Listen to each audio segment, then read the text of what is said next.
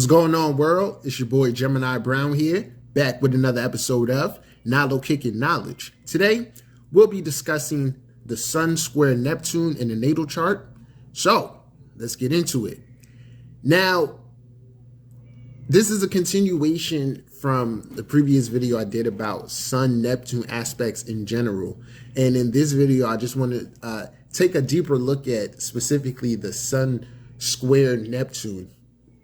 And it also presented through the lens of, in this case, a character, okay? But we'll get to that. So a little bit about Sun square Neptune.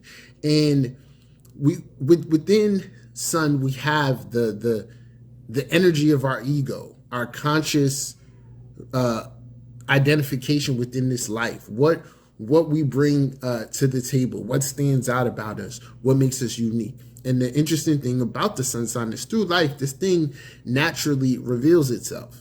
For me, as a Gemini, I remember, I was like, whenever I say something, people tend to agree, or they like how I explained it.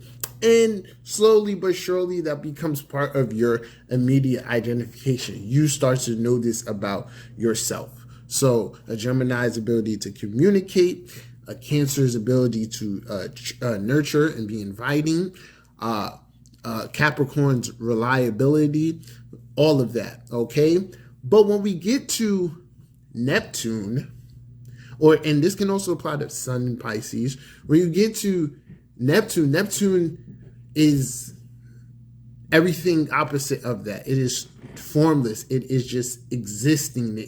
It doesn't identify, right? It is that energy of the divine, looking to explore different avenues or to experience itself. So when it comes in contact with the sun, immediately what we see here is someone who struggles to have a healthy ego, someone who struggles to, rather than consciously understand how they present the qualities of their sun sign, they grow to feel insecure about this area and confused. And more times than not, what happens is this Sun square Neptune person becomes very self-sacrificing in regards to this area, or even overcompensating, very submissive, right? Which that is unconsciously, this is that person's way of gaining that ego expression or respect, right? So rather than naturally expressing from a point of consciousness, it's like trying to find your way in the dark. I think I'm doing this right. I think this is what the environment wants me to be. So that leads to this bigger point here, where it's true for all of us. To be a human being is to know that you can be programmed. What happens with the Sun square Neptune person, this programming is going, but more times than not, this programming is resulting in this this negative feedback. So feeling small, growing up in an environment where you weren't taught how to express an ego. You weren't really, you felt, felt looked after. You felt there was a loneliness from childhood. Now, where I want to bring it here is that a lot of my motivations in astrology is not just, okay, this is what's in the chart, how do we work with it? But why do I have this chart? What occurred before for this to be here now? Where I've been, how can I link where I've been with where I want to go, right? Evolution. So Sun square Neptune really indicates this karmic debt, per se, in the sense of you haven't really tackled having a healthy ego within a past life. There may be other configurations that can signify needing to sacrifice that ego, but I'm more so going with what I see more times than not, okay? And that is a need to get hold of that ego, right? And to understand oneself. And it also shows the initial stages of making contact with the shadow, okay? So with Sun square Neptune, there's a need to really confront the shadow. So nonetheless, this individual is coming in with somewhat of a wound. And then how Neptune works is in the sense of projections. So the relationship with the father becomes oh so very important here. The parents in general and the immediate home life, because those happenings, how that is playing out in the early life is really going to set the tone of what you need to escape or unlearn as you get older.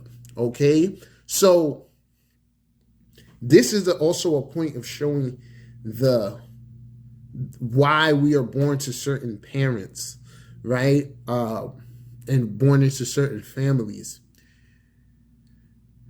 The person picks a father. The father is wounded.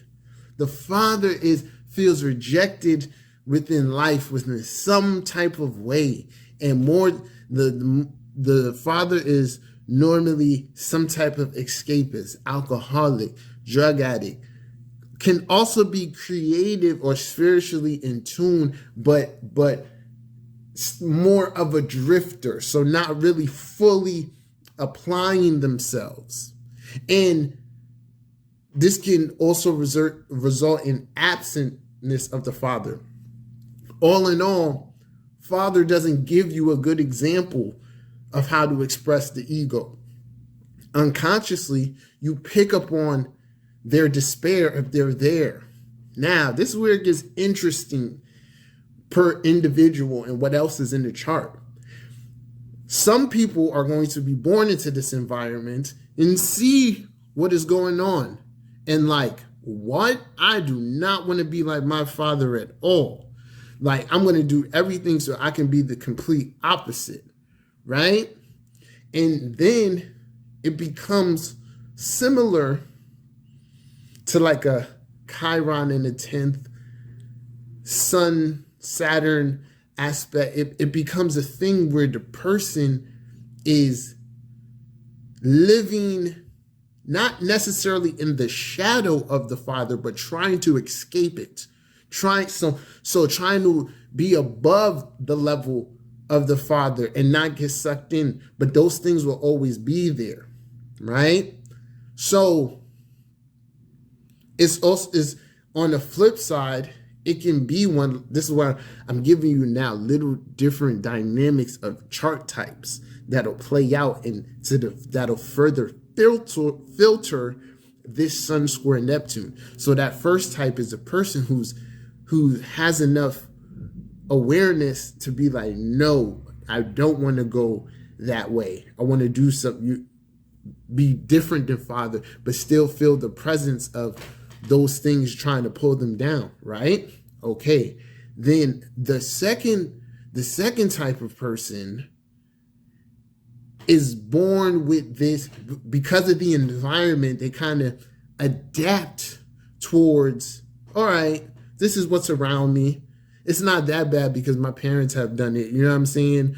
And then other people around are doing it. And then, so it's like they're a part of what's around them and the potential to break out is there. It's just a matter of how do they ever become conscious of that time and that I need to be different. I need to, keyword here, transcend that behavior, transcend. So then we have this third type of person who basically repeats the cycle. This person repeats the cycle, and often this is when the father is a mystery. The father is not present. So unconsciously they just fall into the same things, same type of relationships, same habits, maybe different forms, same potential. Now, within all these people lies the opportunity to reverse this. And this is my advice for overcoming the Sun square Neptune. But before saying so, I just want to let you know some certain things within your chart when it comes to aspects like these, planets in the 12th, planets and aspects to Saturn, there's just a natural resonance of how that energy comes out, or how it's experienced. So in the case of Sun square Neptune, is this void, it is this pull, and it's literally like constantly trying to run away from the shadow that looms around you. The key is to acknowledge the shadow. How you do that will differ per person. Now, I'm going to give an example of the ideal way that it plays out.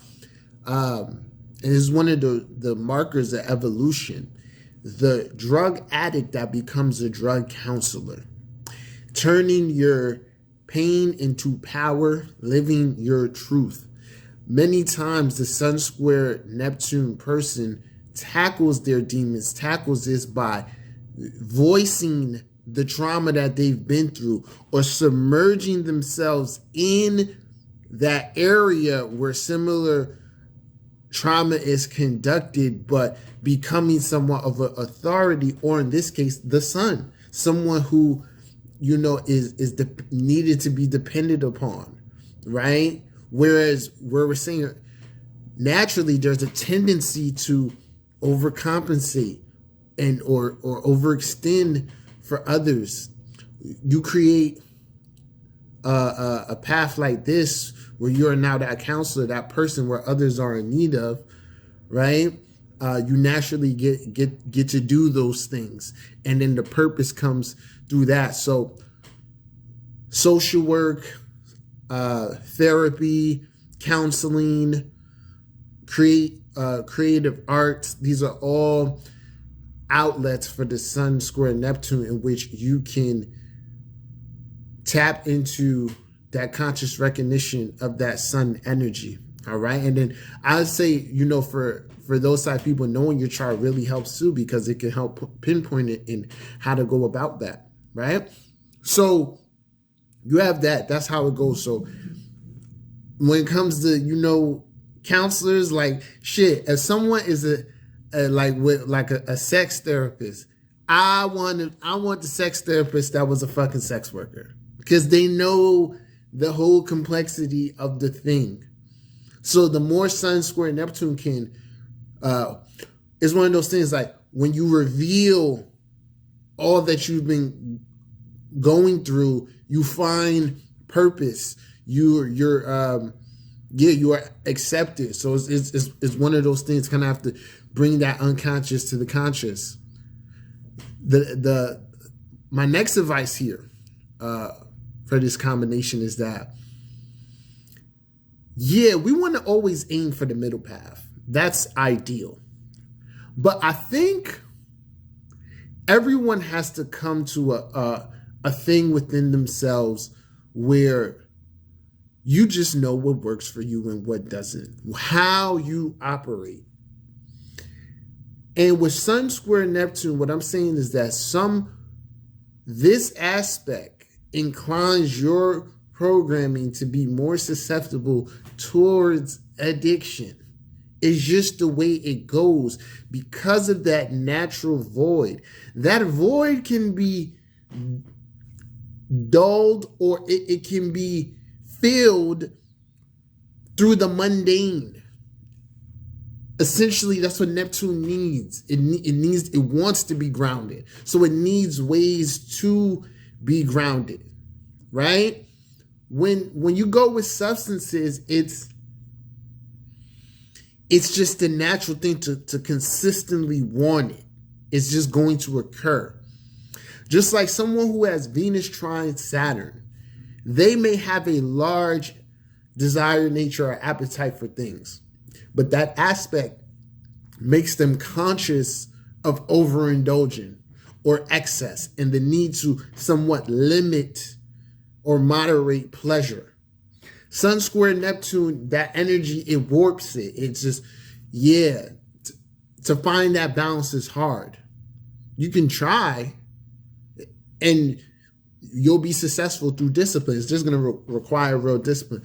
But the next part, my overall thing is like, these people are better without substances. The body, sun is vitality. There's a natural sluggishness to them. There's a natural, disoriented, and that gets developed through holistic methods, spiritual techniques, right? That's how you have to learn to take care of your body. So the more you can live that, ground that Neptunian stuff in some type of way, the better that energy flows. And you're just more susceptible to illness and just overall being out of alignment through using substances. So that's really my major advice for you. Acknowledge that. And I think when you acknowledge it, it'll be freeing and you have a greater understanding. This is just how I work. Okay. Now, the next thing that I want to say here with this aspect as well is that if this happens to come up in a house, let's say like maybe the first and the fourth house exchange, where this Neptune is actually in the fourth, you find peace, or you would really be better off in better alignment living around a body of water, living in a port city, taking up a hobby like swimming, water calming you, cleansing you, all of that. And also a signifactor of needing to have some type of spiritual regimen within the home, or the home environment support, your spiritual well-being in some type of way, right? So I also want to mention or give an example of that, of a point of what I was saying, well, like being unsure, insecure about the energy that the sun is expressing, and kind of how to overcome that or balance it to some extent. So let's use the example of like a Libra sun squaring a Neptune in Capricorn, and let's just use the houses, the first and the fourth. So there's an insecurity around the relationships with others. One may constantly compare themselves to other people. They can feel misunderstood or unseen within their home life. And then, like I said, in order to gain the recognition they feel they don't get, they overcompensate. So they do so much for family, bend over backwards, and the family normally doesn't support their well-being. That takes away from their ability to really shine and things of that nature. So it's a disillusionment with family.